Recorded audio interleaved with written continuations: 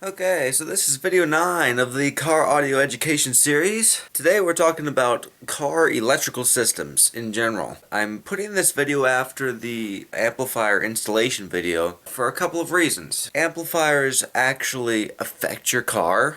They pull power from your car.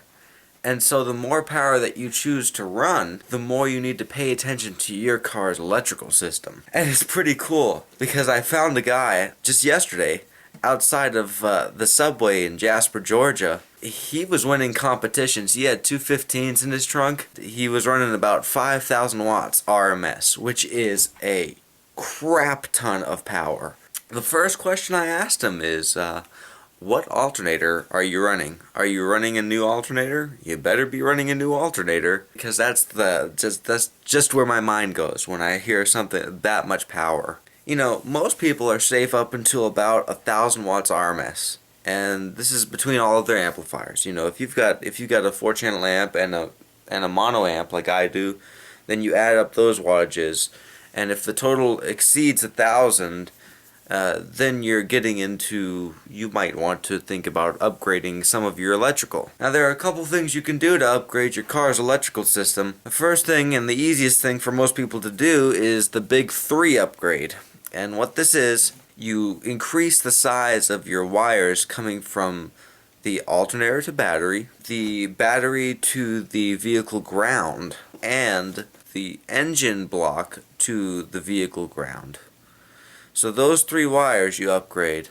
So the big 3 upgrade helps get more power out of your vehicle, out of the stock electrical system. The next thing you can do to get power, most realistic for most people, is to get another battery, or second battery, or upgrade your battery. Yes, so upgrading the battery would be the second thing to get a little bit more power in your system. The third thing that you can do, and this is a little bit more on the expensive side, but it's to get a new alternator, a high output alternator. If the first 2 didn't solve your problems, this is going to solve your problem. If your headlights are dimming, doing all sorts of crazy things when your bass hits or something, an alternator is going to be the main thing to solve that problem, because it makes more power to begin with, and more power goes through the system, and it keeps your voltage up, 14.4 volts instead of 12.6 from a battery. At some point when we're designing an audio system, we really have to pay good attention to the car and make sure that, you know, it can sustain the power level that we're needing. This is how I kind of solve this problem. I prefer a low power system. Based on my tests with the SMD AMM-1, I'm only running like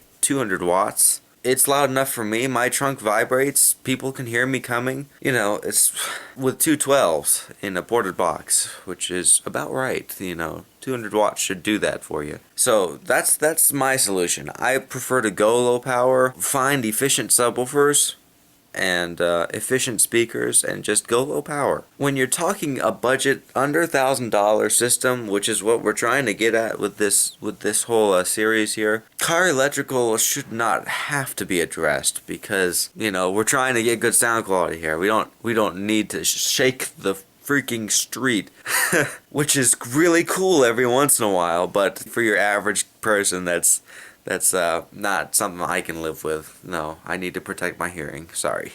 But I'm just telling you about car electrical systems. You need to be aware. You can't skimp here. You know, if you're going to run power, you need to address the car and what the car needs for power. For all you guys that are following the series and are interested in sound quality, an under $1,000 system, this video really isn't for you guys. But for those people who want to take this a step further, this video, car electrical system, should only be for those people who want to shake things with their audio system. It's understandable. I totally get you if you want to shake stuff, but that's not in our budget. I'm going to say it this way. Shaking things is not in our budget here, unless you do all subs and amps, in which case you really don't have a complete sound system. It's just subwoofer, an amp, and then some crappy stock speakers. With that, you don't have a complete audio system. I don't specialize in car electrical systems because they're expensive, and I just choose to avoid it altogether by running low power and still getting good sound. This has been Car Electrical Systems. The next video is going to be on subwoofers. By the way, if you want to subscribe, go ahead and click the subscribe button, because that's how you subscribe.